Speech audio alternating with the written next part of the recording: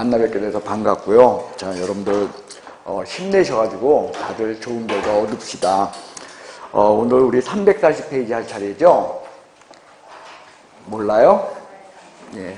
그래서 340페이지부터 시작해서 오늘은요, 진도를 끝낼 거예요. 그리고, 어저께 여러분들 제가 이제 여기서, 이 책에서 40문제를 냈어요. 예, 그래가지고, 그 40문제 낸 것을 갖다가 지금, 복사를 해놓은 게 있습니다. 그러니까, 여러분들이 오늘 이거는요, 제 생각에 2교시 조금 더 지나면 이거 끝나지 않을까요, 진도가? 그래서 3교시에는요, 여러분들이 이 책에서만 여러분들이 배운 것 같고, 제가 문제 어려운 거 골라낸다 그랬어요. 무작위로 뽑겠다 그랬어요. 무작위로 뽑은 거요. 그리고 무작위로 뽑다 보니까 느낀 게 뭐냐면, 여기에는 기출 문제가 너무 많다는 생각이 들더라고요. 그러니까 문제가 대체로 쉬워요. 근데 제가 여러분들한테 그 작업을 하는 이유가 뭐냐면요. 이걸 통해서 여러분들이 한번 했던 거잖아요, 이거. 그리고서, 나름대로 문제도 좀 쉽고, 그러니까 이게 여러분들 앞으로 여러분들이 모의고사를 보는 데 있어서 이게 한선이 됐으면 하는 거예요, 이 점수가. 오늘 여러분들이, 저랑 같이 이제 다루는 그 문제가 여러분들이 이제 2차 과목 다루는 거에 한선. 그래서 최소한 앞으로 이제 동영 모의고사를 보면 사실 더 어려워요. 하지만 한 번 정도 있죠. 오늘 받은 점수가 있기 때문에 이걸 기준으로 해가지고 여러분들이 점수를 갖다가 올리려고 하는 그런 노력이 이제 여러분들 자기도 모르게 들어갈 거 아닙니까? 그런 훈련이 좀 됐으면 하는 게 바람입니다. 자, 340페이지에 10번 보도록 하겠습니다. 다음 중 주택임대차 보호법에 대한 설명으로서 틀린 것은, 자, 1번 대항력이 있는 임차인이 우선 변제권을 선택하여. 여러분들 이런 문제를 좀 잘 읽어주세요. 대항 요건을 갖춘 임차인입니까? 대항력이 있는 임차인입니까? 대항 요건을 갖췄다는 것은요, 단지 뭐냐면은요, 전입신고 해놓고, 그죠? 전입신고를 해놓고 전실적으로 이사를 했다. 그런 개념이에요. 근데 그걸 넘어서서 그게 몇 등이었다는 거예요? 1등이었다는 거예요. 그러니까 대항력이 있다라는 건 내가 대항력이 뜻인 그걸 알잖아요. 나 이 집에 살래라고 주장하는 것으로서 대항력이 있다라는 건 1등이다. 그 뜻이야. 그러니까 저당권들보다 어떻다? 담보물권보다 앞선다. 그런 뜻이라는 거예요. 그게 읽혀져야 돼요. 그래서 대항력을 행사할 수도 있는데 확정일자 받아놨으니까 대항력을 행사했다. 우선변제권을 선택하여 행사했다. 우선변제권을 행사했다는 거예요. 근데 경매 들어간 데서 전액을 배당받았어? 아니면 못 받았어? 보니까. 그러면 나머지 잔액에 대해서 나 이거 줄 때까지 안 나가 하고 대항력 행사한다 못한다? 한다라는 거죠. 근데 문제는 뭐냐? 대항력은 행사할 수 있는데 이게 경매가 또 들어갔네? 두 번째 경매가 들어갔어. 거기에서 또 배당 요구할 수 있냐는 거예요. 그건 없다는 거죠. 왜죠? 우선 변제권은 자기가 한번 행사했어요. 우선 변제권은 없어졌다는 거예요. 단지 남아있는 건 이제 뭐만 남아있는 거야? 대항력만 남아있다는 거예요. 그렇기 때문에 1번 문제를 봅시다. 대항력이 있는 임차인이 우선 변제권을 선택하여 제1차 경매 절차에서 보증금 전액의 배당을 받지 못했어. 그러니까 나머지 잔액에 대해서 대항력을 행사할 수 있다. 그러나 2차 경매 절차가 또 들어갔을 적에 거기에서 또 우선 변제권, 즉 배당 요구할 수 있는가? 그거는 아니다. 왜? 이미 우선 변제권을 행사했다. 그래서 10번의 답은요, 1번이 되겠습니다. 자, 2번 소액 임차인이 최우선 변제를 받기 위해서는 경매 신청 등기가 있기 전까지 대항 요건을 갖추어야 한다. 그래요. 경매 신청 등기, 다른 말로 뭐라고요? 경매 개시 결정 등기야. 근데 민사집행법에는요, 경매 개시 결정 등기라고 되어 있지만 주택임대차 보호법에는 경매 신청 등기라고 되어 있어. 그러니까 두 개를 동일어로 읽을 줄 아셔야 돼요. 그래서 소액 임차인 최우선 변제 받으려면 경매 개시 결정 등기가 있기 전까지 반드시 뭘 갖춰라? 대항 요건을 갖춰라. 그래요. 대항 요건을 갖추지 않았다? 그렇다면은 그 뒤에 갖췄다. 대항 요건을 그 뒤에 갖췄다? 위장전입이라고 했어요. 그죠? 아니다. 3번 확정일자부 임차인이 우선변제권을 행사하려고 해요. 우선변제권을 행사한다는 건 저절로 알아서 준다는 거다. 반드시 배당 요구해야 된다. 그 뜻이에요. 그거 배당 요구를 필요로 한다. 그 뜻입니다. 그 다음에 4번 소액 임차인의 최우선 변제권도 배당 요구 없이 알아서 법원에서 챙겨준다. 배당 요구해야만 된다. 배당 요구 반드시 필요한 거예요. 그러니까 이 배당 요구 절차가 없었을 적에는 암만 내가 권리 있다고 해도 주장할 수가 없다는 거예요. 그래서 3번, 4번 절차적으로 반드시 필요하다. 그래서 배당 요구는 언제까지 하는 거예요? 별의별 얘기 다 나오잖아. 그렇죠. 정답은 배당 요구 종기일이야. 무조건 배당 요구 종기일이다. 근데 이따가 이제 경매 문제 보면 우리 한번 봅시다. 꼭 맞추나. 참 그렇게 틀렸대. 그냥 암만 얘기를 해줘도. 예, 그 다음에 5번 임차권 등기 명령에 의해서 임차권 등기가 격려된 주택을 그 이후에 임차한 소액 임차인 보증금에 대해서 최우선 변제서 신청한다 못한다.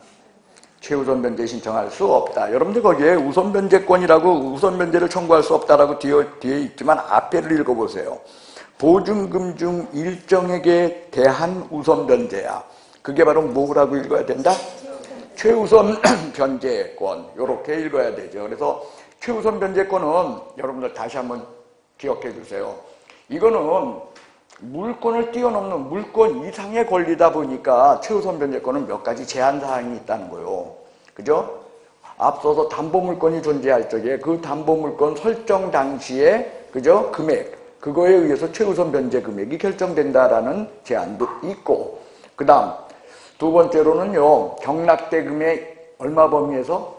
2분의 1 범위에서 밖에는 보호될 수 없고 세 번째로는 경매 개시 결정 등기보다 앞서서 뭘 갖춰야만? 대항 요건을 갖춰야만 최우선 변제권을 주장할 수 있고요.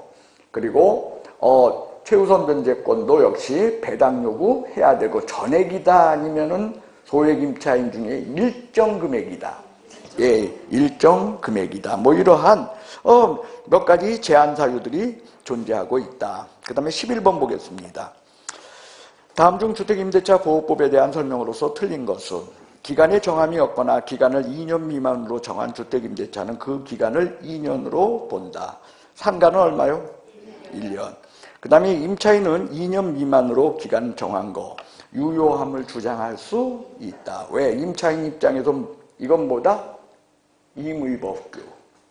임대인 입장에서 강행법규. 그래서 임차인은 유효함을 주장한다. 그 다음에 법정갱신의 경우 자 여러분들 법정갱신의 경우 주택임대차 기간에 정함이 없는 것으로 본다입니까? 2년으로 본답니까? 기간에 정함이 없는 것으로 본다는 옛날 얘기야. 예, 2년으로 본다. 상가건물임대차는 1년으로 본다라고 써 있어요. 지금 바뀐 거예요. 옛날엔 기간에 정함이 없는 것으로 본다 해서 그래서 그렇게 나오면 틀려요. 2년으로 본다. 그래서 맞네요. 그 다음 4번 임차인이 사망을 했어요. 네, 그때 상속권자가 사실혼 관계에 있는 자와 가족 공동생활을 하고 있었대. 따로 살았대? 같이 살았대? 그러면 뭐라고 생각하라 그랬어? 내 새끼. 상속권자가 누구 자식? 임차인 자식이다. 그러면 내가 굳이 그 임차권 승계해야 돼? 내 새끼한테 넘어가도 돼. 그래. 그래서 누가 갖는다? 예? 상속권자가. 근데 따로 살았어. 내 새끼, 전처 새끼. 예? 그러니까 전처 자식만 가져야 돼? 나만 가져야 돼? 둘 다 공동승계해야 돼. 공동승계. 그런 뜻이다. 그렇게 외워달라고 그랬어요. 뭔 말인지 알죠? 예, 이게 그런 뜻이요. 그러니까 공동승계한다. 권리와 의무를 공동으로 승계한다. 틀렸네요. 그리고 이와 같은 임차권 승계제도는 상가건물 임대차 보호법에는 있다 없다? 이거 상가건물 임대차 보호법에 있으면은 대한민국에 있는 모든 재산은 여자 거 된다니까. 예. 그래요. 없어요. 주택임대차 보호법에만 있다. 그 다음에 5번 임대인이 차임 등을 증액하는 경우 차임 증액 얼마? 20분의 1. 그렇죠. 주택임대차는 20분의 1. 상가건물 임대차는 예, 9%, 0.9가 아니 9%니까 0.09네요. 예, 9%, 100분의 9. 자, 12번 보겠습니다. 개업공인중개사의 주택임대차 중개와 관련된 설명으로서 틀린 것은 주택임차인이 주택의 인도와 주민등록을 마치고 여기까지가 무슨 얘기요? 대항 요건을 갖췄다 그 뜻이요. 그 뜻이죠. 그리고 확정일자까지 갖춘 경우 민사집행법에 의해 경매가 행해지게 되면 후순위 저당권자보다 우선하여 보증금을 변제받을 수 있다. 그래요. 대항 요건 플러스 확정일자. 그게 뭐다? 우선 변제권을 획득하기 위한 요건 아닙니까? 그 다음에 2번 2005년 1월 9일 확정일자를 갖추고 동년 1월 10일 주택의 인도와 주민등록 전입신고를 했어. 그러니까 우선 변제권은 언제 생기는 거예요? 그러네요. 12일이네요. 우선 변제권. 그죠? 이 경우 경매에서 우선 변제권의 발생일은 1월 10일이다. 11일이다. 그렇죠. 왜? 여러분들 확정일자가 1월 9일이고 저기는 1월 10일이었죠? 그러면 우선 변제권과 확정일자를 동시에 죄송합니다. 대항요건과 확정일자를 동시에 갖춘 날 이렇게 되어 있죠? 그래가지고 대항요건이 뒤에 있으니까 1월 10일이니까 대항요건 언제 생기나요? 1월 11일. 그래서 1월 11일이 기준이 돼. 근데 그게 만약에 거꾸로 적혔다고 해봅시다. 그러니까 무슨 얘기냐면 주택의 인도와 주민등록 전입신고는 1월 9일이고 확정일자는 1월 10일이었다고 합시다. 그때는 어떻게 돼요? 예? 그때는 1월 10일이죠. 예, 그렇게 사실들을 나눠서 확인할 수 있어야 되겠죠. 그 다음 3번. 일시사용을 위한 임대차임이 명확해. 그러면 적용한다, 적용하지 않는다. 예, 저 일시사용 시에는 주택임대차보호법이든 상가건물임대차보호법이든 적용 없다. 그 다음에 4번. 임차인이 요구에 따라 임대차 기간을 2004년 1월 5일에서 동년 10월 31일까지로 정했어. 그러니까 기간을 얼마로 정한 거요?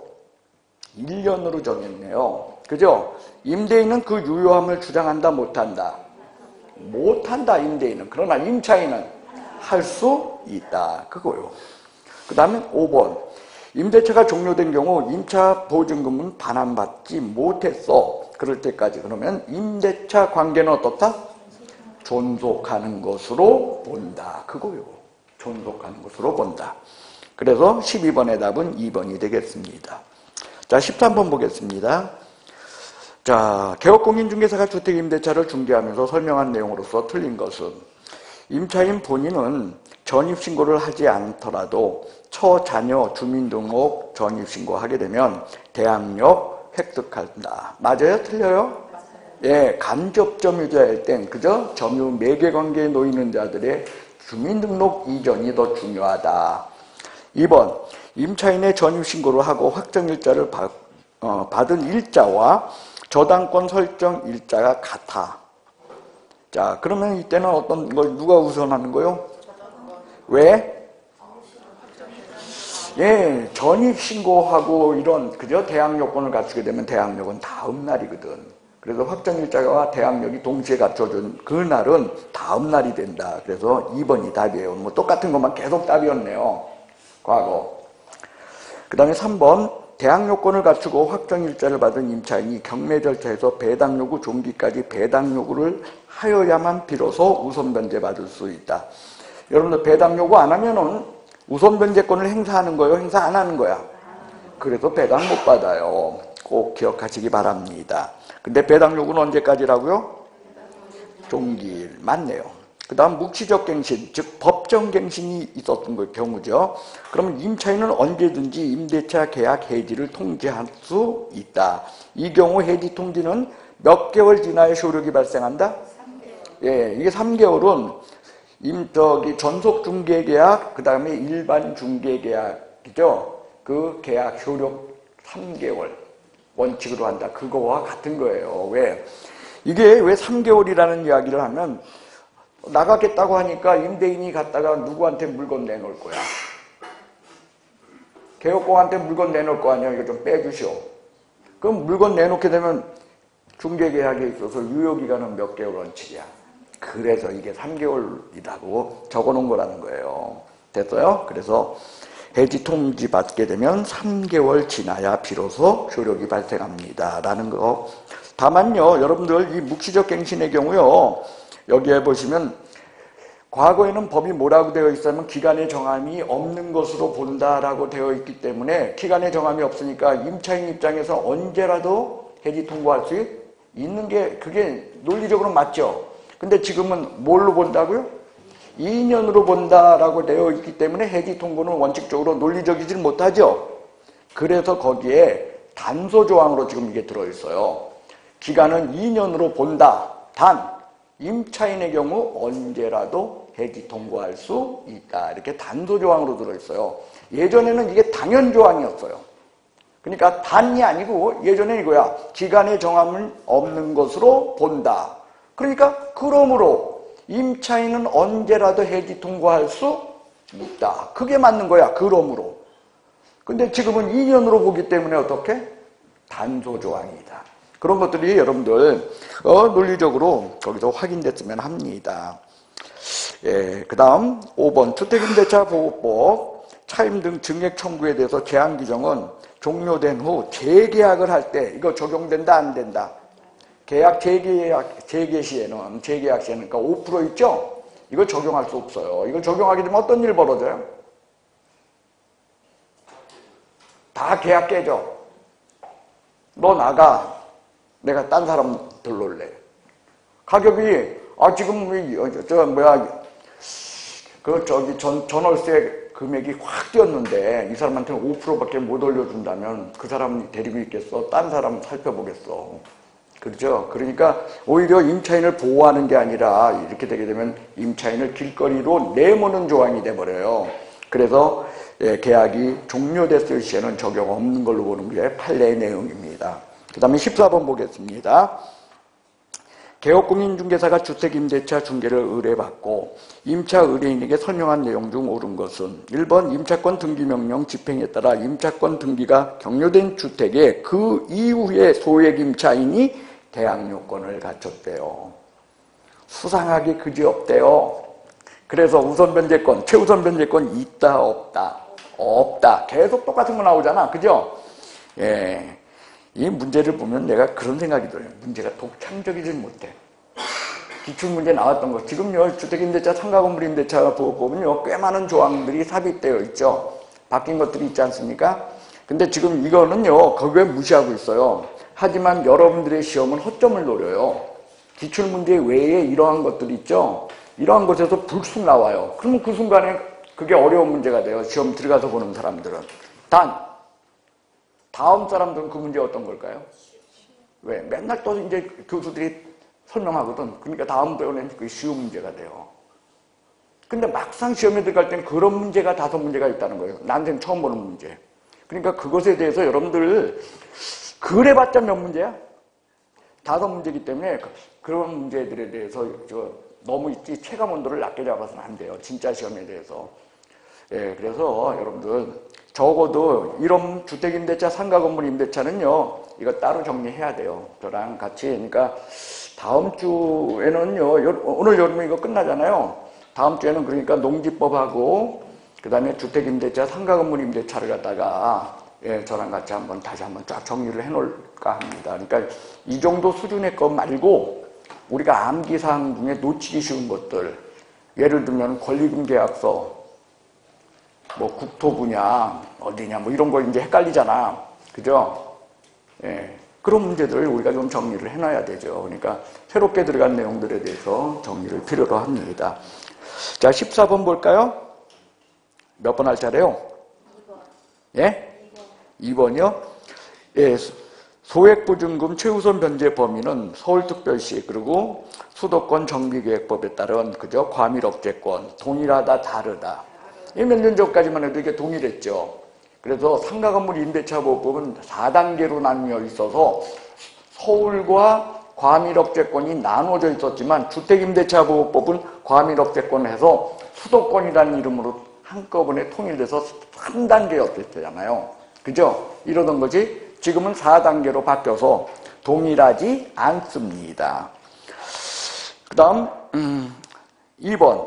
3번 2년 미만의 임대차 기간은 이를 2년으로 보기 때문에 2년 미만으로 한 임대차 계약 법적 효력 없다 아니면 임차인의 경우는 그 유효함을 주장할 수 있다. 예, 임차인의 경우에는 유효하다. 임차인 입장에서는 임의법규다. 그 다음 4번 임대차가 종료되면 임차인의 보증금 반환 채무 이루어지지 않더라도 임대차 관계는 종료된다. 이건 대항력의 확충의 문제라 그랬어요. 대항력의 확충으로 임대차 관계가 종료됐다, 기간이 종료됐다 할지라도 보증금 전액을 반환받기 전까지 임대차 관계는 존속하는 것으로 본다. 그거죠. 임대차 관계는 존속하는 것으로 봅니다. 예, 그 다음 5번 일시사용이 명백해요. 적용받는다 안 받는다. 예, 그죠. 맨날 같은 문제들 그죠. 예, 그래서 과거에 제가 여러분들 여기 수업할 적에는 31번서부터 시작해서 40번까지는 틀릴 게 없었던 거예요. 그 당시에 막판에. 그러니까 여러분들과 제가 이제 그러니까 한 2주 동안 여러분들과 수업하는 거의 목적은 10점 따라잡기예요. 몇 점 따라잡기? 뒤에서 우리가 지금까지 맨날 법만 했잖아. 중개사법. 그거 말고 실무란 이름으로 되어 있는 것들 그 뒷부분에서 우리가 놓치는 것들 이거 10점 포기하고 있었던 거 이제부터 정리를 해가지고서 2주 동안 여러분들 따라잡아 보자는 거예요. 그거 잡아놓으면은 뒤에는 정말 틀릴 게 없거든요. 사실상. 예, 그래서 이런 것들 우리 한번 더 확인해 봅시다. 그 다음에 15번 보겠습니다. 주택임대차에 관한 개업공인중개사의 설명 중 틀린 것은 1번 임차권 등기가 첫 경매 개시 결정 등기 전에 등기된 경우 임차인이 별도의 배당 요구하지 않아도 배당받을 채권자에 속한다. 자, 여러분들 이거는요 뭐냐면은요 경매 개시 결정 등기보다 앞선 임차인 그리고 앞선 등기된 담보권자들 이런 사람들은 배당 요구해야만 배당받는다. 배당 요구 없이도 배당받을 수 있는 자에 해당한다. 없이도 받을 수 있는 자에 해당한다. 그러나 임차권 등기 이후 담보물권이 설정된 게 아니라 담보권 이런 것이 등기된 자 이 사람들은 배당 요구 없으면 절대로 배당해주지 않는다. 그런 내용을 여기서 담고 있는 거죠. 그래서 여러분들 여기는 보면 임차권 등기가 첫 경매 개시 결정 등기 전에 등기가 되었죠. 그러니까 경매 개시 결정 등기보다 임차권 등기가 어떻게 앞에 있죠? 그러니까 배당 요구해야 돼. 안 해도 배당받아. 안 해도 받는다는 거예요. 단 지연이자는 준다 안 준다? 지연이자는 안 줘요. 이때. 그러니까 이때 배당 요구해야 돼. 배당 요구하지 말아야 돼. 해야 돼. 하면 지연이자도 받잖아. 그죠? 근데 배당 요구 안 하면은 등기된 대로만 주는 거예요. 등기된 대로만. 그렇기 때문에 이자 같은 건 못 받아. 그 다음에 2번 일시 사용을 위한 임대차 명백해요. 적용 없다.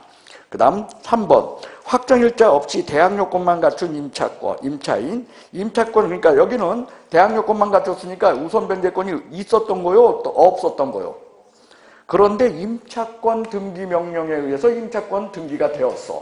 그러면 그 순간에 우선 변제권 취득한다, 취득하지 못한다? 그렇죠. 예. 그래서 임차권 등기 명령 제도에 의해서 임차권을 등기하는 그 순간에 그래요. 우선 변제권 그리고 대항요권 기존에 있었으면 계속 유지되고 없었으면 취득하게 된다. 그것이 여러분들은 여기 내용이죠. 그 다음에 그러니까 얘가 취득하지 못한다. 답이네요. 그 다음에 4번 주택임대차 보호법에 따라 임대차 계약이 묵시적으로 갱신된 경우 묵시적 갱신이 이루어졌대요. 존속기간은 몇 년? 2년. 그죠? 예. 그 다음에 다가구용 단독주택 임차하면서 대항력을 취득한 후 그 주택이 다세대 주택으로 변경되었다는 그 사실만 가지고 임차인의 대항력이 없어졌다라고 말할 수는 없다라는 거예요. 전후 상황을 살펴야 된다. 그래서 여러분들 이런 문제들을 그냥 좀 익숙하게 여러분 걸로 다 됐으면 합니다. 그 다음에 16번 볼까요? 개업공인중개사 갑소유에 개업공인중개사가 갑소유의 X주택을 을에게 임대하는 임대차 계약을 중개하면서 양 당사자에게 설명한 내용입니다. 옳은 것은 1번 을이 X주택의 일부를 주거외의 목적으로 사용하면 주택임대차보호법 적용 못 받는다. 그래도 가능하다. 그렇죠. 일부가 딴 데 이용된다 할지라도 가능하다. 2번 임차권 등기명령에 따라 등기되었더라도 X주택의 점유를 상실하게 되면 점유를 어떻게 해요? 예, 그렇게 되면은 을은 대항력을 잃는다. OX? 왜죠? 임차권 등기명령 제도에 의한 임차권 등기가 무슨 뜻이요? 내가 이사 가야 되는데, 그죠? 이사 가야 되는데 대항력을 그대로 유지하기 위한 방법이 되니까 점유를 그대로, 그죠? 점유의 효력을 그대로 인정받기 위해서 임차권 등기명령 해놓는 건데, 예. 그 다음 3번 을이 X주택에 대해서 대항력을 취득하려면 확정일자를 요한다. 확정일자는 대항력의 요건이요? 우선변제권의 요건이요? 우선변제권의 요건. 그래요. 필요 없어. 그 다음 4번 을이 대항력을 취득한 후 X주택이 병에게 매도되어 소유권 이전 등기가 격려된 다음에 을이 주민등록을 다른 곳으로 옮겼어요. 자, 이러면은 대항력은 어떻게 했어? 대항력을 상실했죠. 근데 임차보증금 반환 채무까지 소멸한 거요? 말도 안 되는 소리를 그걸. 여러분들 대항력, 나 이 집에 살래라고 주장할 수 있는 권리에 대해서는 어떻다? 기본적으로 대항력권을 새롭게 갖출 때부터 다시 생기는 거야. 그렇기 때문에 그거는 문제가 있지만, 그러나 임차보증금 반환 채권에 대한 것은 돈 준 게 있는데 채권인데 당연히 받아야지. 당연히 있죠. 예, 그래서 소멸된다. 말도 안 되죠. 그 다음에 5번 을이 경매를 통해 X주택의 소유권을 취득했어요. 그러면 갑과 을이 을 사이의 임대차 계약은요 혼동으로 말미암아 소멸되죠. 이건 맞네요. 5번. 이건 민법에서 나오는 문제인데 중개사법에서 나왔나? 제 생각에 민법에서 나왔을 것 같습니다. 혼동이니 뭐 이런 용어가 들어있는 거 보니까. 자, 17번 보겠습니다. 자, 보증금 1억을, 그죠? 일부를 월차임으로 전환을 한대요. 그러니까 보증금 1억을 7천만 원으로 내리고 3천만 원을, 그죠? 월세로 전환했을 때 가능한 금액이 얼마냐라는 문제로, 자, 옛날에는요, 기준금리 곱하기 뭐 4하고 1하고 두 개를 비교해서 작은 쪽이었죠. 근데 지금은 곱하기 4요. 기준금리 플러스 3.5요. 예? 예, 그거죠. 자, 그래서 기준금리는 1.5%니까 거기다 3.5% 더하면 얼마요? 5%야. 그러면 1할하고 비교했을 때 어때? 어떤 게 작아? 그러니까 1할은 10%야. 1할이 작다니. 10%하고 5%하고 어떤 게 작아? 5%가 작잖아. 그러니까 5% 그거요. 그러니까 여러분들 지금 전환되는 금액이 3천이죠. 3천에 5%면 10% 잡아봐. 300이죠. 5%니까 그거 반일 거 아니야. 얼마? 150. 그죠? 그래서 150 찾으면 안 돼. 그건 연이야, 연. 월이잖아. 그러니까 150 나누기 얼마 해야 돼? 12 해야겠죠. 그래서 12만 5천 원. 얘가 답입니다. 답은요, 17번 답은 4번입니다. 자, 다시요. 그러니까 이거 작년도 문제 변형시킨 거예요. 작년도까지만 해도 어떤 거요? 기준금리 곱하기 4. 그리고 1할 두 개를 비교해서 작은 쪽이었죠. 그러니까 작년도 같은 경우는 이게 답이 얼마가 되냐면 1.5 곱하기 4니까 얼마가 돼요? 6%가 되겠죠. 그죠? 그러던 것을 여기는 5%로 지금 바뀐 거예요. 변형이잖아. 됐어요? 이거 오래 바뀌었으니까 이 바뀐 내용을 여러분들 꼭 기억해 주시기 바라겠어요. 됐어요? 안 놓치겠죠? 예, 그 다음 18번 보겠습니다. 개업공인중개사가 보증금 1억 2천만 원으로 주택임대차를 중개하면서 임차인에게 설명한 내용입니다. 자, 옳은 것은 주택을 인도받고 주민등록을 마친 때 확정일자를 받지 않는다 할지라도 경매시 후순위 저당권자보다 우선하여 보증금을 변제받는다. 확정일자 없이는 우선변제권 성립하지 않아. 대항력에 우선변제권이 없는 거지 확정일자 죄송합니다. 대항력에 확정일자가 필요 없는 거지 우선변제권은 반드시 필요한 거예요. 그 다음 주택 소지자가 대구광역시대 그러면 최우선 변제권 인정되는가? 여러분들 최우선 변제권 서울은 1억에 3,400이죠. 1억. 그죠? 그 다음에 과밀업제권. 예? 8,000이니까 2,700이 되겠네요. 3분의 1에서 저 100당에서 무조건 절상하면 돼요. 3분의 1에서. 그러니까 8,000이니까 2,700일 거고요. 그 다음에 광역시 단위는 6,000이잖아. 6,000의 3분의 1이니까 2,000. 그죠? 그 다음에 기타 지역은 5,000이죠. 여러분들 지역. 5,000이니까 1,700. 예. 그러니까 여기는요, 대구 같은 경우는요, 그러니까 6,000밖에 더 돼? 그러니까 이게 대상이다, 아니다. 예? 최우선 변제 대상 아니야. 여러분들 주택임대차보호법과 상가건물 임대차보호법은요, 이런 최우선 변제에 대한 내용들 요건 같지만 상가건물 임대차보호법은 상가건물 임대차보호법의 보호 대상이 되는 액수가 미리부터 어떻게 돼요? 액수가 제한이 되잖아요.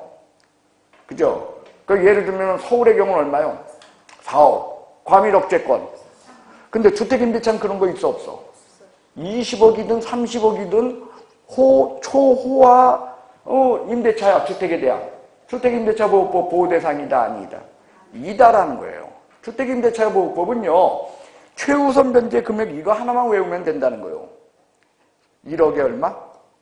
3,400. 8,000에 2,700. 6,000 그리고 5,000. 사실은 여러분들 뭐만 외우면 돼? 앞에 것만 외우면 뒤에 거는 뭐라고 무조건 3분의 1에서 절상하는 거니까 저절로 돼요. 그러니까 1, 8, 6, 5 그죠? 1, 8, 6, 5 이렇게 외우세요. 그러니까 저는 그냥 이렇게 했댔어요. 옛날에 815, 625 뭐요? 815, 625에 2만 없는 거야. 5가 두 번 겹치잖아. 겹치는 게. 그래서 1, 8, 6, 5 이렇게 해요. 2만 없어. 815, 625에서. 됐어요? 뭔 소리인지 몰라? 1억, 8천, 그 다음에 6천, 5천은 아니야. 그러니까 우리 815하고 625에서 815가 뭐고 625가 뭔지 모르는 사람은 없죠? 이거 광복절, 이거 저기 6.25 동란 해서 이것만 빼요. 2만. 뺄 수 있는 건 항상 이빨이다. 그러니까 1 들어있고 8 들어있고 순서가 이거죠. 그 다음에 5 두 개는 겹치고. 예. 몰라요. 그렇게 외워놔도 다 잊어버려. 예. 뭐 외우는 방법 여러분들 다 더 좋은 방법들이 있으면 알아서 외우세요. 이런 건. 예. 그 다음 3번. 자, 다세대 주택인 경우 전입신고 시 전입신고됩니다. 임대차 계약서가 아닙니다. 그러니까 어디까지를 정확하게 동호수까지 정확하게 맞네요. 그 다음에 4번 대항력을 갖춘 임차인인데도 저당권 설정 등기 이후 증액된 임차 보증금에 관하여 액수가 증액이 됐대요. 그럼 그거는 순위가 어떻게 되는 거예요? 예, 후순위로 바뀌는 거죠. 선순위가 될 수 없다. 증액된 그날을 기준으로 해서다. 그래서 저 임차 보증금 감경됐을 때는 확정일자 다시 받을 필요 있어 없어? 예, 다시 받지 말라는 거예요. 감경됐을 땐. 증액됐을 땐 꼭 받아 놓으세요. 그래야지 그 증액 후순위라도 우선 변제권을 행사할 수 있게 되니까요. 그 다음에 4번 확정일자를 먼저 받은 후 인도 전입이 이루어졌어. 그리고 그 신고일이 저당권 설정 등기일과 같대요. 그러면 누가 앞서는 거요? 예? 저당권자가 앞서게 되겠네요. 예, 다음날 생기니까. 그 다음 상가건물임대차 보호법 보도록 하겠습니다.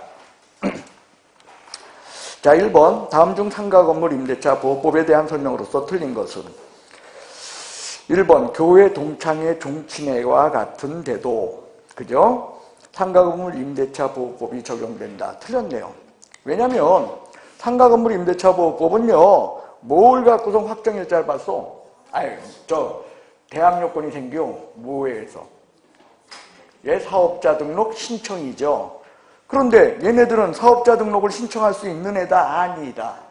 그래요. 그래서 종교단체, 친목단체, 학술단체의 경우에는 이때는 상가건물 임대차 보호법의 보호 대상이 아니다입니다. 그래서 일단 1번 답이야. 2번 법인에 대해서도 동법이 적용된다. 그렇죠. 주택임대차 보호법의 경우에는요. 임차인이 법인일 때는 제한적으로 적용이 되죠. 예, 제한적으로 적용되지만 상가건물 임대차 보호법은 원칙적으로 적용된다는 것이 차이점이라는 거죠. 그 다음 3번 임대차 목적물 영업용, 비영업용으로 사용하는 경우 주된 부분이 영업용이라면 역시 적용된다. 4번 일시사용이 명백해 적용 없다. 서울특별시는 환산보증금 얼마? 4억. 그죠? 이런 것들 적용한다. 다만요, 여러분들,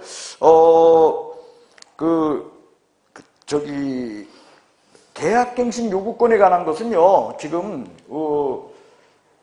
금액 적용 범위를 넘어섰다 할지라도 계약갱신 요구권 같은 경우는 어때요, 지금? 적용하고 있죠. 예. 그게 작년에 바뀐 그런 내용일 겁니다. 자, 2번 보도록 하겠습니다. 상가건물 임대차 보호법에 대한 설명으로서 틀린 것은 1번 대항 요건을 갖춘 관할 세무서장으로부터 확정 일자를 받은 임차인이 경매 시 후순위보다 우선하여 변제받을 수 있다. 확정 일자 어디 가서 받아? 예?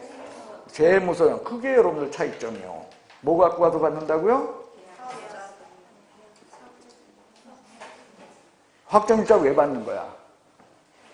금액을 못 고치게. 그런데 사업자 등록 중에 금액이 나와 있어? 뭐고? 임대차 계약서를 갖고 동사무소 가서 받질 않고 어디 가서 받는다? 그래요. 제발 있죠. 그 사업자 등록증 갖고 간다고 그런 소리 하지 마요. 예? 됐죠? 아니, 그러니까 그냥 세무서 하면 자기도 모르게 저절로 나와, 그게. 몰라서 나오는 게 아니야. 예, 그 다음 2번 경매 신청 등기 전에 대항 요건을 갖춘 소액 임차인 보증금 중 일정액을 다른 담보 물권자보다 우선하여 변제받을 수 있다. 여기도 조건이 있다는 거죠. 뭐보다 앞서야 돼? 예? 경매 개시 결정 등기보다 앞서야 돼. 예, 주택임대차, 상가건물 임대차가 다 동일하게 적용된다는 거예요. 이 부분은. 그 다음에 3번 임대인의 동의를 받아 전대차 계약을 체결한 전차인은 임차인의 계약갱신 요구권 행사 범위 내에서 임차인을 대의하여 그래요. 임대인에게 계약갱신 요구를 할 수 있다. 그래요. 5년의 범위에서 보통요, 여러분들 사업권을 양도받는 경우죠. 이런 게 임차인이 그러니까 임대차 계약에 대해서 본인이 나가면서 임대인한테 네가 알아서 나갈 테니까 방 빼줘 한 거야. 임대인의 동의를 받아서 놓고 나가는 거야. 이런 경우에요. 그래서 임대인의 동의를 받아서 놓고 나간다는 것은 임차인에 대해서 나름대로 임차인 놔주니까 들어오는 사람은 임대인하고 계약하는 게 낫지 임차인한테 뭐하러 해. 그러니까 그때는 뭐가 되냐면은 사업권을 양도하는 거예요. 그건 뭐냐면은 예를 들면은 여기에 내가 지금까지 음식점을 했는데 앞으로는 음식점 면허가 안 나와. 근데 기존에 면허 나온 거 없애지는 않고 그냥 놔두거든. 그럴 적에 내가 면허증 그냥 살려놓고 나가겠다. 뭐 이런 식의 사업권까지 양도하면서 이런 벌어질 적에 그때는 임차인하고 전대차 계약을 맺게 되죠. 그러면은 결국 뭐냐, 그 전 나가는 임차인도 그 전차인을 간접 점유자로 놓고 임대인에 대해서 뭐를 우선변제권 대항력을 행사할 수 있어야 되고, 그 다음에 이때 5년의 기간 범위에서 보호된다는 여기에 적용돼야만 그나마 전차인도 들어오려고 한다는 거예요. 왜냐면 워낙 기간이 짧은데 상가건물 임대차 기껏해야 1년밖에 더 돼요? 그런데 도중에 나가겠다면 몇 개월밖에 계약 기간 안 남은 거 아니야. 그러면은 들어와 아니면 임대인하고 하려고 해. 임대인하고 정식으로 계약 맺으려고 하죠. 그러니까 나름대로 뭐가 있기 때문에 이런 게 되는 거예요. 그러니까 현실적인 문제들이 있죠. 민법, 우리는 법리만 얘기하지 현실적인 문제들이 전부 생략되잖아. 근데 판례는 그런 거를 감안해서 써주는 거예요. 판례가. 예, 그 다음에 4번인가요? 임차인이 두 이기의 차임액에 달하도록 차임을 연체한 사실이 있다. 그러면 계약갱신 요구를 거절할 수 있다. 2기요, 3기요? 3기. 예, 3기. 그래서 뭐 외우라 그랬어, 여러분들? 계약갱신 거절권. 3부 합동 파멸 철위중. 처음 100번인 것 같은데.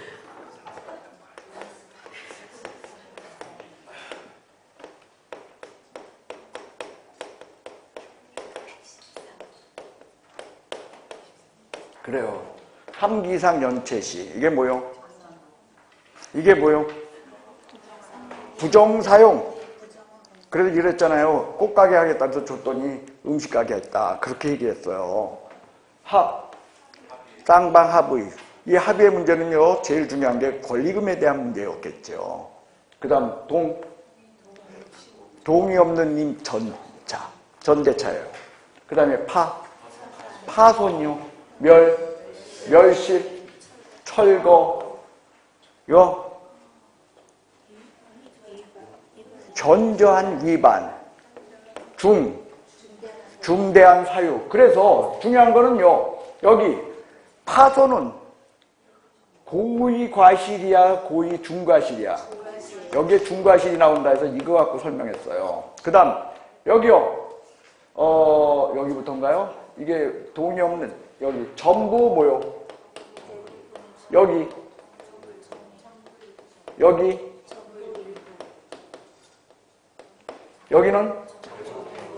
여기는 전부 대부분이다.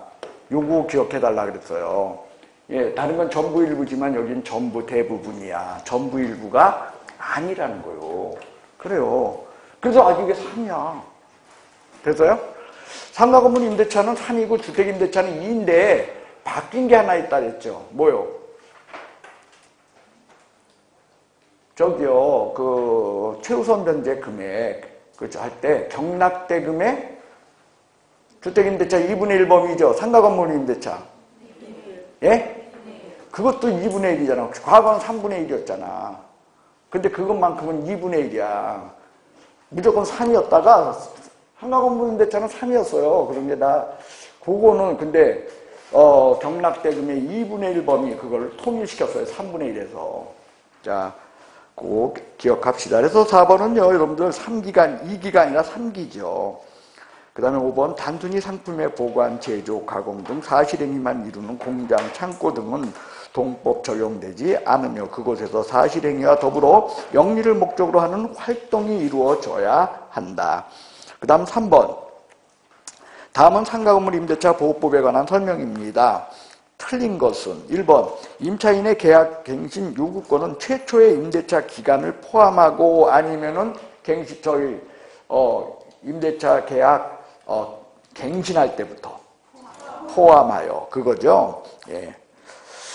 그 다음 5년이다. 그리고 2번 사업자 등록 신청에 첨부된 임대차 계약서에 기재되어 공시된 환산보증금액이 상가건물 임대차 보호법 적용 대상이 되기 위해 보증금액 한도를 초과하는 경우 실제 임대차 계약 내용에 따라 환산된 보증금액이 기준을 충족하더라 할지라도 동법에 의해서 적용된다, 적용되지 않는다. 예? 환산보증금 금액이 예? 근데 지금요, 여러분들 이건 뭐냐면 상가건물 임대차 보호법에 대한 이야기야. 그러니까 뭐냐면은 환산보증금 범위를 넘어섰을 적에, 금액 넘었을 때 원칙 이 법에 의해 적용되는 거다, 적용되지 않는다. 그래요. 1번에 무슨 얘기냐면 1번에 5번 보세요. 환산보증금을 기준으로 얼마? 4억. 그죠? 예, 그렇게 본다라는 거예요. 그러니까 실제 임대차 금액이 아닌 환산보증금 금액으로 논한다. 그 뜻 아닙니까? 그 다음에 3번. 상가 건물의 임차인이 대항력을 갖춘 후 건물이 양도되면 양수인은 임대인의 지위를 승계한 것으로 본다. 이게 대항력이 지닌 내용이죠. 양수인은 단순히 소유권만 넘겨왔다 아니면 임대인으로서의 지위까지도 승계를 받았다. 예, 그래서 임대인의 지위를 승계. 그러니까 너 나가 한다 못한다. 너 나가를 못한다는 거예요. 그 다음에 4번.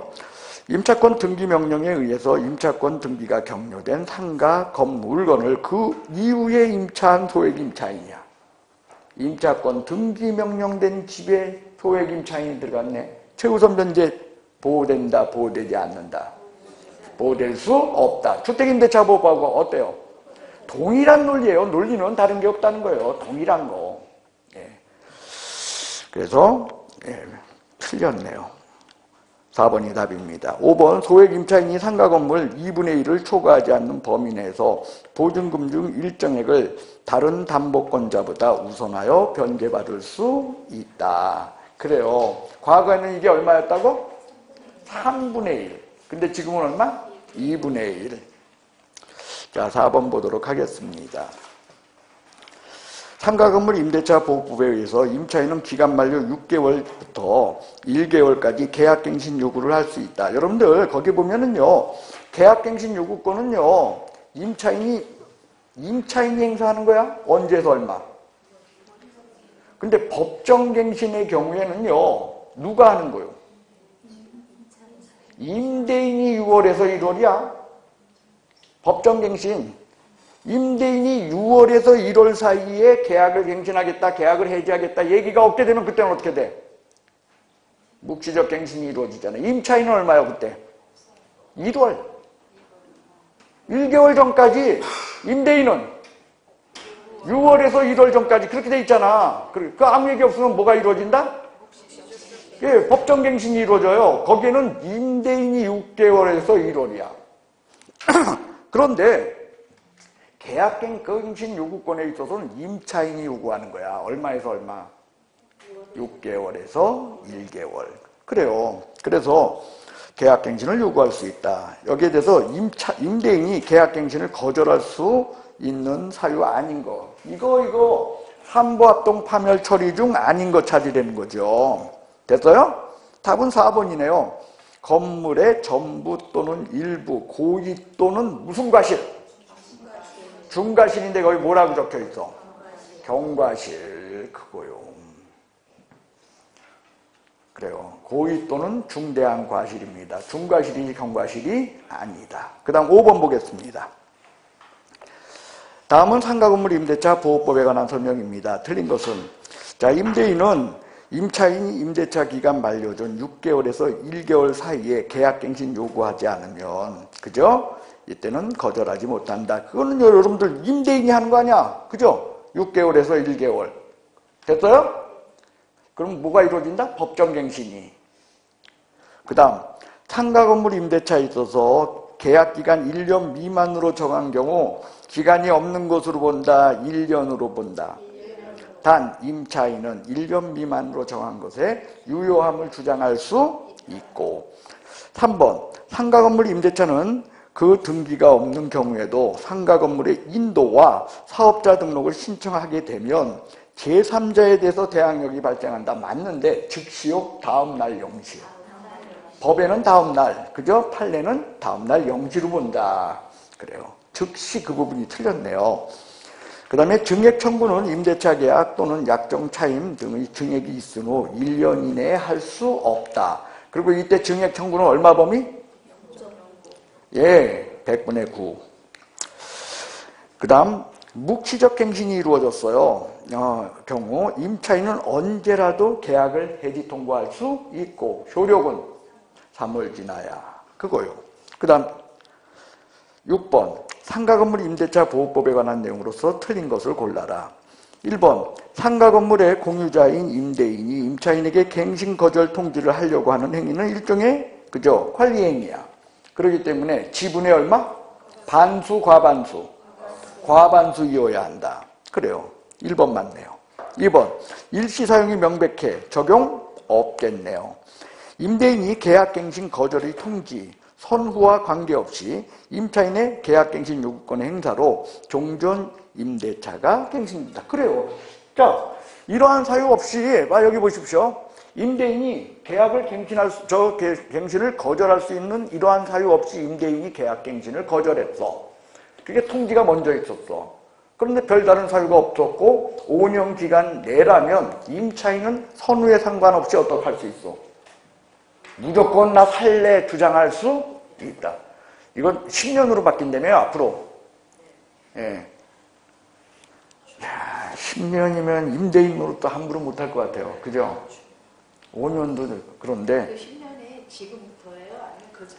무조건 법은요, 소금 못해요. 지금? 예, 한다면. 지금이 아니고 할 때부터겠죠. 예. 아직도 몰라, 정확한 건. 그리고.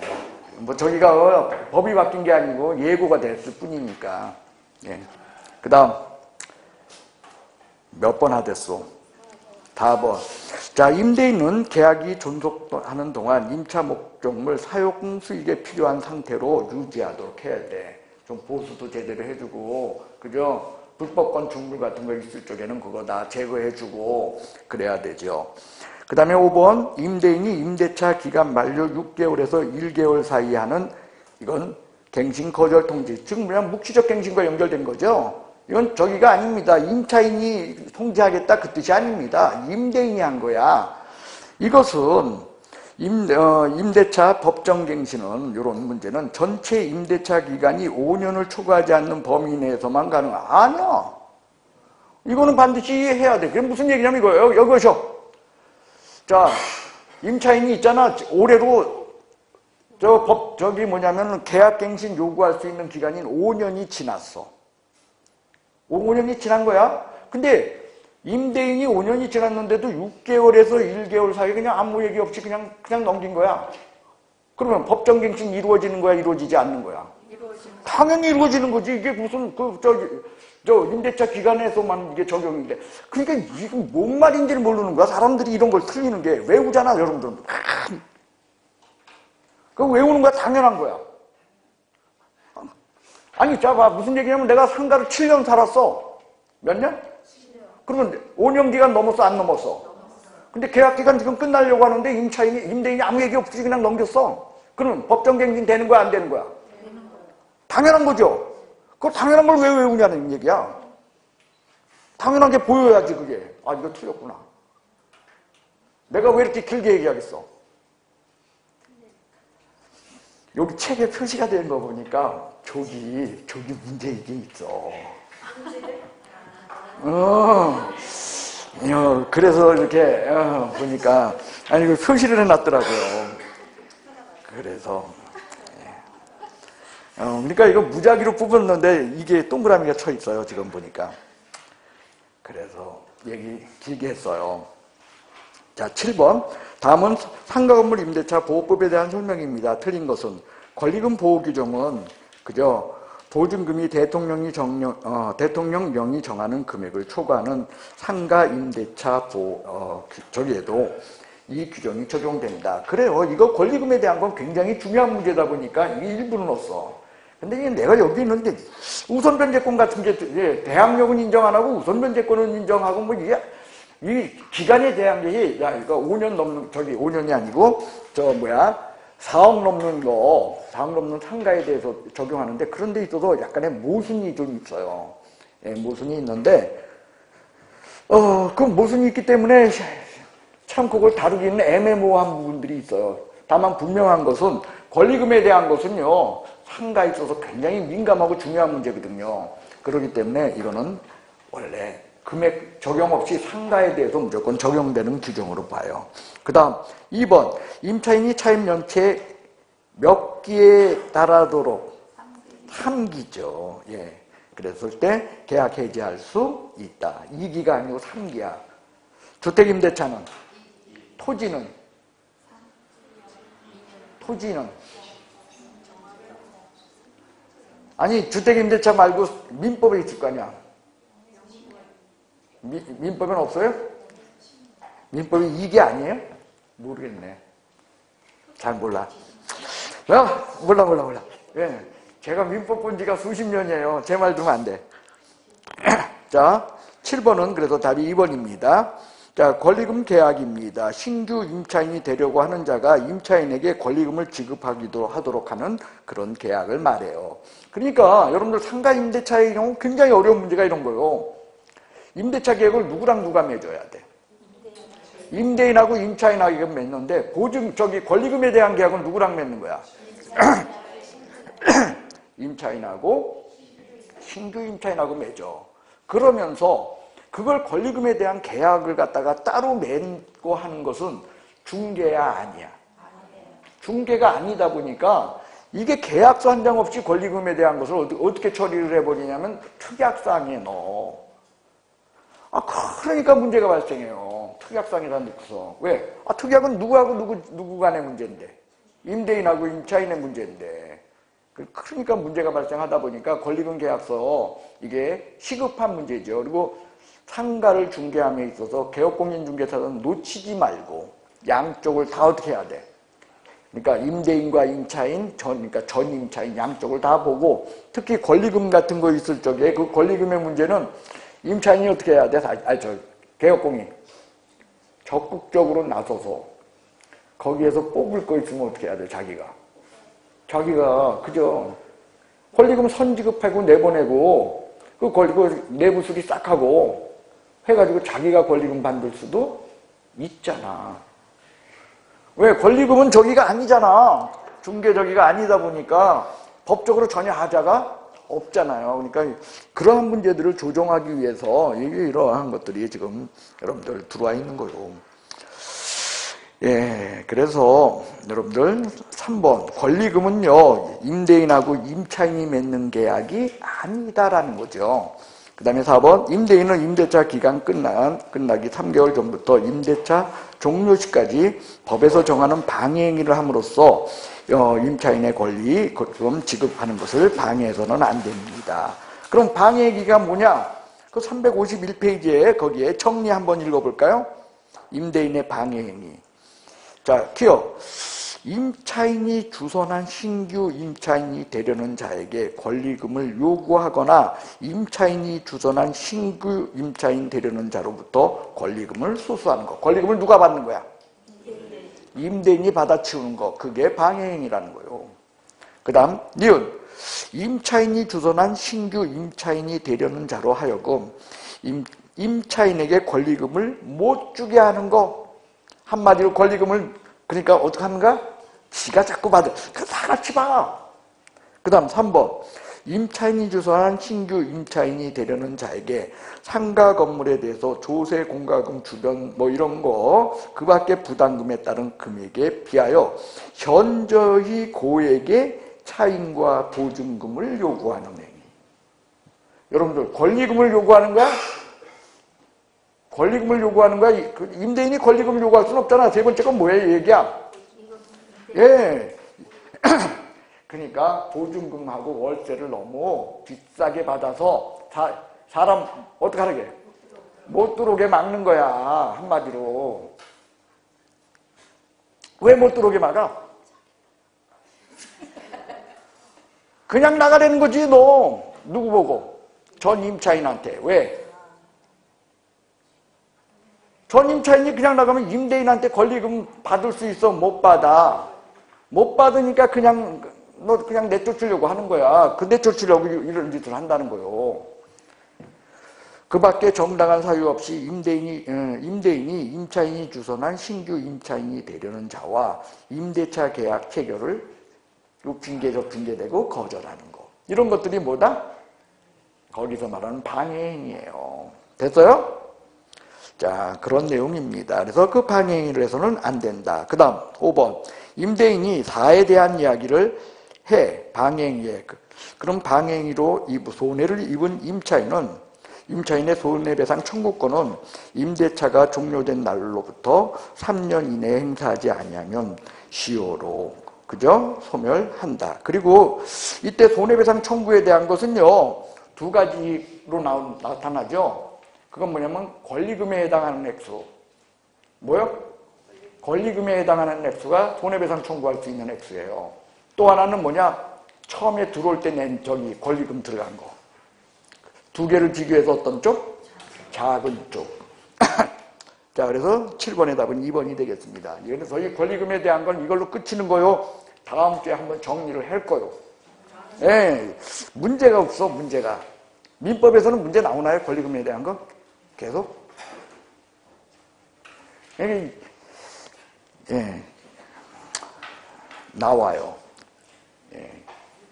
왜냐면요, 제가 작년에 하여간에 마지막 시간에 했던 거, 제가 이제 그러니까 신규 문제죠. 나올 만한 것들 이렇게 정리한 것들 중에 2개 정도가 나왔어요.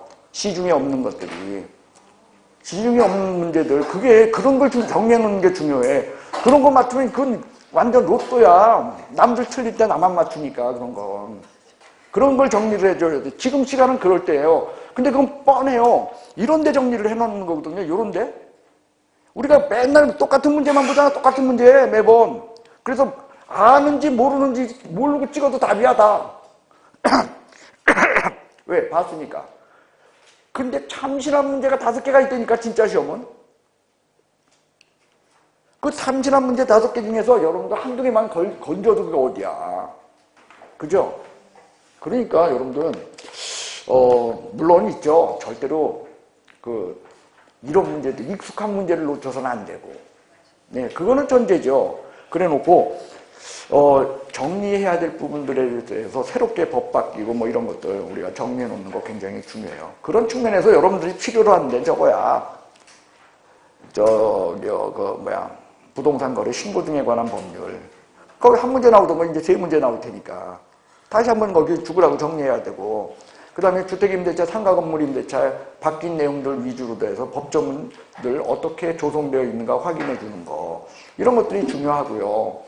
그 다음에 세상 없어도 39번과 40번은 안 틀리려고 해야 되고 39번은 경매, 40번은 매수신청, 대리. 여긴 틀리지 말아야겠죠.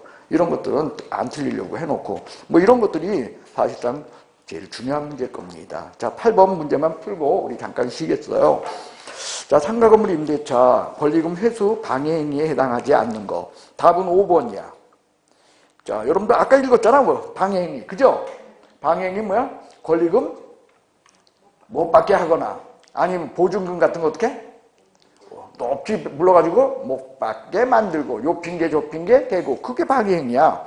5번 임대인이 선택한 신규 임차인이 누가 선택했어? 임차인이 아니면 임대인이. 임대인이 선택한 신규 임차인이 임차인과 권리금 계약을 체결하고 그 권리금을 지급하도록 해준대.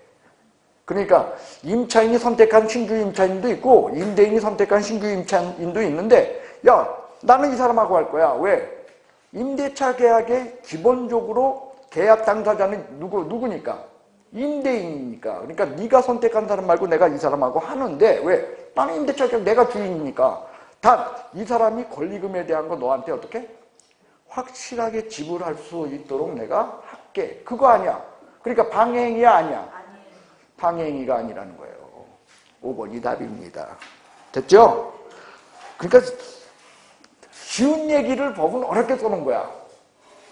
자, 잠깐 쉬도록 하겠습니다.